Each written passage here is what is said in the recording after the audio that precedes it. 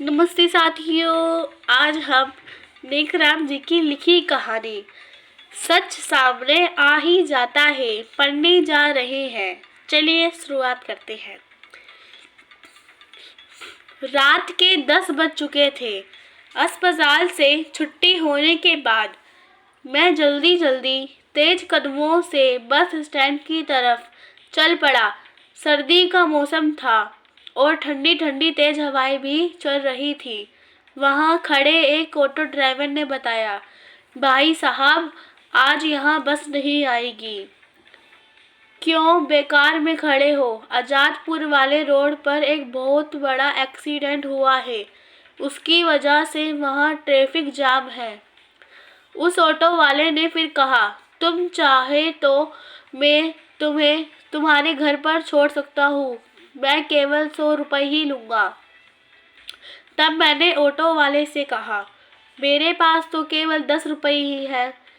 तब ऑटो वाले ने कहा, कम से कम 50 रुपये भी होते तो मैं तुम्हें ले जाता, मगर 10 रुपये में तो मेरा पड़ता नहीं खाएगा, हमारी भी मजबूरी है।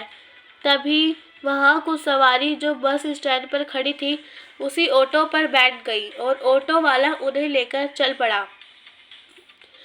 उस सुनसान बस स्टैंड पर मैं अकेला ही रह गया। रात के 10:30 बज चुके थे। तब मुझे ख्याल आया, यहाँ खड़े रहने से अच्छा है पैदल ही घर की तरफ चलना चाहिए। बस का इंतज़ार करना फिजूल है। ऑटो वाले ने कह दिया है, कोई बस नहीं आएगी इस तरफ। अस्पताल से घर की दूरी 17 किलोमीटर थी। 2 किलोमीटर तक तो मैं पैदल चलता रहा। रात के 11 बज चुके थे। पत्नी का फ़ोन आया और उसने कहा, कहाँ रह गए आप? अभी तक घर नहीं पहुँचे। पहले तो आप 11 बजे तक घर आ जाते थे। तब मैंने पत्नी से कहा, तुम खाना खा पीकर सो जाना, मैं थोड़ा लेट आऊँगा। किसी मित्र के घर पर हूँ, वहाँ पार्टी है, तुम मेरी फिक्र ना करना। पत्नी को समझाकर मैं जल्दी जल्दी तेज कदमों से घर की तरफ चलने लगा और सोचने लगा, पत्नी को सच बताकर क्या फ़ायदा। पत्नी परेशान होती और अम्मा बाबूजी को पता लगता तो उन्हें भी मेरी चिंता सताने लगती। घर अभी भी बहुत दूर था। शायद मैं 7 किलोमीटर पैदल चल चुका था। सड़कों पर बाइकें, कार, टैक्सी भी दिखाई दे जाती, जो अपनी रफ्तार से अपनी मंजिल की तरफ बढ़ती दिखाई दे रही थी। किसी से लिफ्ट मांगूं या नहीं, कुछ समझ नहीं आ रहा था। चलते चलते जब पैर दुखने लगे, कंधे पर एक बैग लटका रहा था, उसमें पानी की बोतल भी खाली पड़ी थी। जोरों की प्यास भी लगने लगी, गला सूखने लगा। सामने ही सड़क किनारे एक शमशान घाट दिखाई दिया। उसमें चारों तरफ घोर अंधेरा था, लेकिन शमशान घाट के भीतर से कुछ लाइटें टिमटिमा रही थी। शायद यहाँ पीने के लिए पानी मिल जाए। यही सोचकर मैं शमशान घाट के दरवाजे की ओर बढ़ चला। शमशान घाट का मुख्य दरवाज़ा अंदर से बंद था। अंदर जाने के लिए यही एक रास्ता था। मैंने दरवाजे पर खटखट की। कुछ देर खड़ा रहा, शायद कोई दरवाज़ा भीतर से खोल दे। 2 मिनट के बाद तभी दरवाज़ा आहिस्ता से खुला। एक बूढ़ा सा आदमी कुर्ता पजामा पहने और गले में गमछा डाले मुझे देखने लगा। मैंने उन्हें बताया, मैं एक सिक्योरिटी गार्ड हूँ। आज मुझे बस नहीं मिली, इसलिए घर की तरफ पैदल ही जा रहा हूँ। रास्ता लंबा है और मुझे प्यास भी लगने लगी। क्या मुझे थोड़ा सा पानी मिल सकता है पीने के लिए? तब उसने बताया, शमशान घाट के भीतर रात के वक्त किसी भी अजनबी का आना सख्त मना है। वह बुजुर्ग कुछ और कहता, इससे पहले ही आसमान में ना जाने कहाँ से बादल आ गए और बारिश की मोटी मोटी बूंदें चारों तरफ गिरने लगी। जब मेरे कपड़े बारिश के पानी से भीगने लगे तो उसने कहा, तुम भीतर आ जाओ, यह बारिश का पानी नुकसान कर सकता है। मैं उस बुजुर्ग के पीछे पीछे शमशान घाट के अंदर आ गया और उसने दरवाज़ा अंदर से बंद कर लिया। शमशान घाट के भीतर बहुत सी राख के ढेर से अभी भी गर्माहट आ रही थी, जैसे लकड़ियां अभी अभी जलकर राख हुई हो। शमशान घाट की दीवारों के ऊपर जो लोहे की टीन लगी थी, उसमें बारिश की मोटी मोटी बूंदों की आवाज़ साफ सुनाई दे रही थी। वहीं पास में खड़ा रखा हुआ था, उसने उसमें उसमें से एक गिलास पानी निकालकर मेरी ओर बढ़ा दिया। तब मैंने कहा, आपको यहाँ अकेले डर नहीं लगता? तब उसने कहा, डर? कैसा डर? यह तो मेरा घर है, यही रहना, यही खाना और यही सोना, सब कुछ मेरा यही इसी शमशान घाट में ही होता है। जब मैं 6 वर्ष का था तब नई दिल्ली स्टेशन पर अपने माता पिता से बिछड़ गया था और भटकते भटकते मैं यहाँ इस शमशान घाट पर आ गया और फिर यहीं रहने लगा। शमशान घाट के मालिक ने मुझे अपने बच्चों की तरह पाला। अब तो वह इस दुनिया में नहीं रहे। अब पूरे शमशान घाट को मैं ही अकेला संभालता हूँ। तब मैंने पूछा, तो आपने शादी नहीं की? तब उस बुजुर्ग ने कहा, शादी के बारे में कभी मैंने सोचा ही नहीं। शमशान घाट में जो कुछ भी पैसे इकट्ठा होता है, धीरे धीरे मैंने शमशान घाट की बाउंड्री बनवा दी। पहले तो यह सिर्फ एक जमीन का टुकड़ा ही था। मैं शमशान घाट के चारों तरफ नजर दौड़ाने लगा। एक दीवार से सटकर बहुत से पेड़ों की लकड़ियां रखी हुई थी। कुछ दूरी पर मुझे बहुत सारी कपड़ों की पोटलियां दिखाई दी। मैंने पूछा, इन पोटलियों में क्या रखा है? बुजुर्ग मुझे पोटलियों के पास ले गया और कहा, इसमें बहुत से कपड़े हैं। जो लोग मर जाते हैं उनके परिवार वाले मरे हुए लोगों के कपड़े भी यहाँ शमशान घाट में छोड़ जाते हैं। एक पुरानी सी पोटली पर नजर पड़ी तो मैंने बुजुर्ग से पूछा, क्या मैं इस पोटली को खोलकर देख सकता हूँ? शायद कुछ कपड़े निकल आ जाए तो मेरे काम के हो। बुजुर्ग खुश होते हुए बोला, हाँ हाँ, यहाँ तो यह सारी पोटलियाँ बेकार पड़ी हुई हैं। इन पोटलियों के भीतर से तुम्हें जो चाहिए ले लो। मैंने वह पुरानी पोटली की गांठ खोली तो उसमें से कुछ साड़ियाँ निकली। उस साड़ियों में जगह जगह पर छेद थे। यह साड़ियाँ मेरे किसी काम की नहीं है, मैंने बुजुर्ग को जवाब दिया। उसी पोटली से टूटी हुई फटी हुई 2 जूतियाँ निकली। जूतियों का नीचे का तला काफी घुस चुका था।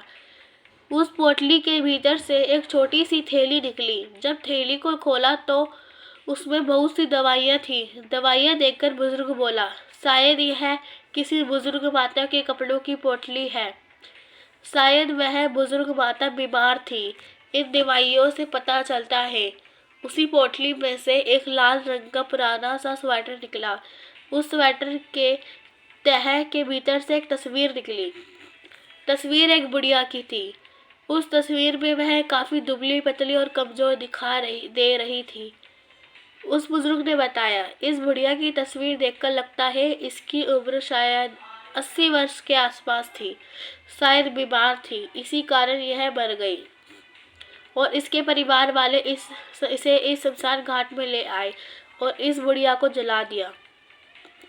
तभी मेरी नज़र उस पोटली के भीतर एक किताब पर पड़ी। जब मैंने किताब को खोला तो वह एक एल्बम थी जिसे मैं किताब समझ रहा था। उस एल्बम में एक खूबसूरत लड़की दुल्हन के जोड़े में खड़ी हुई थी और एक खूबसूरत लड़का दूल्हे के जोड़े में खड़ा हुआ था।